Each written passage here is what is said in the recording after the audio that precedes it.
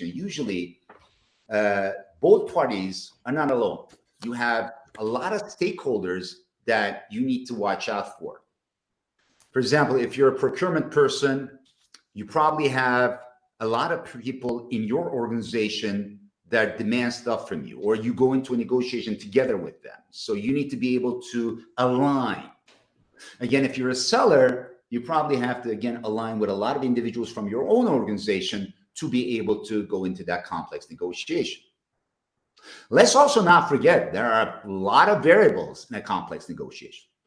We can talk about, production. We can talk about price. We can talk about payment terms. We can talk about delivery. So there's a humongous amount of variables that you need to consider.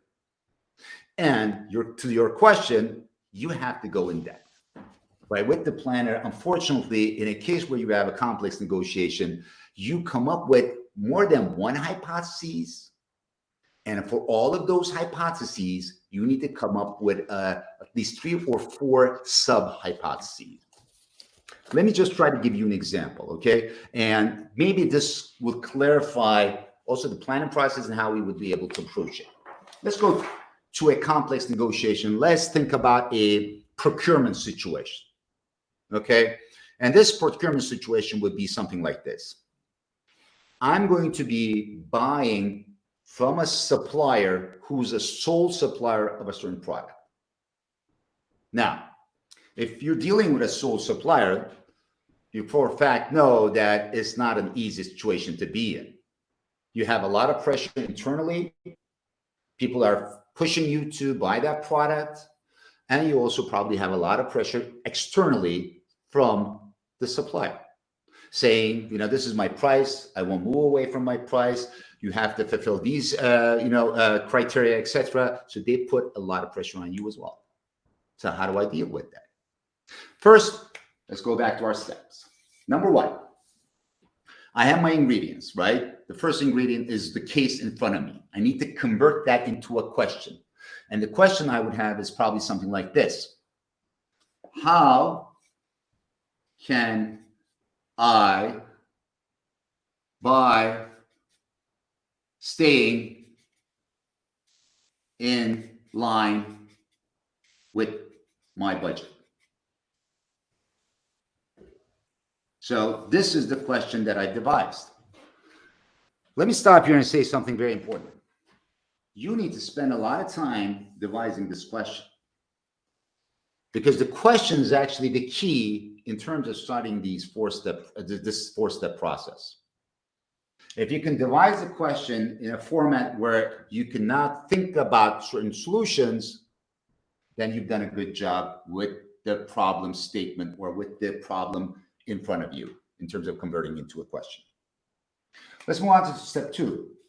Step 2 is we're going to create hypotheses. Hypotheses is actually the solution to this, right? What should the solution look like for me?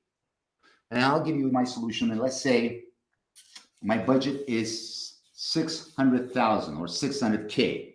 And this is what I want to achieve. This is the solution. This is the outcome. Now, let me break these down into sub-hypotheses. And the planner would support me in coming up with all these. To make it simple, I'm going to just split into 3 sub-hypotheses. The first could be something like this. The supplier's production line could already be, allotted to me, meaning to my organization. So their production line is geared to produce the products that are to be sold to me. So this is something that I need to validate during the course of my negotiation. If there is no such thing happening, guess what? Then I won't be able to really move along this path. But if I learn in my negotiation, during the analysis phase of my negotiation, meaning asking questions, I can then validate this and perhaps carry the negotiation to my end goal. Now, if this line doesn't work, maybe I can create another one. For example, it could be that the salesperson quota depends on him or her selling to me. If During the negotiation process, during my analysis phase, if I can't validate that, there's no point in even mentioning this or going into more detail with this. Let's put together another one. It could be this organization that is trying to sell to me cannot afford to lose my business for a certain reason. There could be many reasons.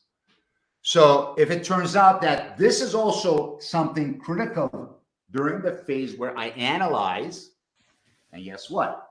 I also now have a situation where those two will help me be able to reach the end solution that I want to reach. This also helps you be able to become that chess player that I was talking to you about. Primarily because once you can create this analysis during the negotiation, you also prepare yourself for any surprise that may come up. Because, for example, if you can structure it this way, if somebody says to you, you know what, we can't afford to lose your business, boom, I am now conscious that this is important for them. I hear that clearly and structure my whole thinking process around that. You know why? Because I'm prepared for that. And that delivers something very important for me. That delivers power in a negotiation.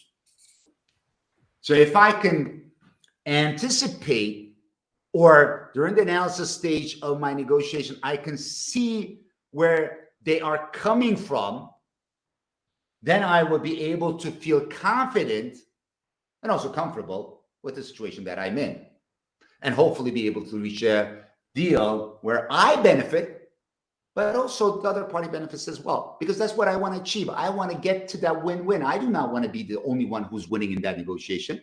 With this strategy in place, I have both parties quite happy leaving that negotiation.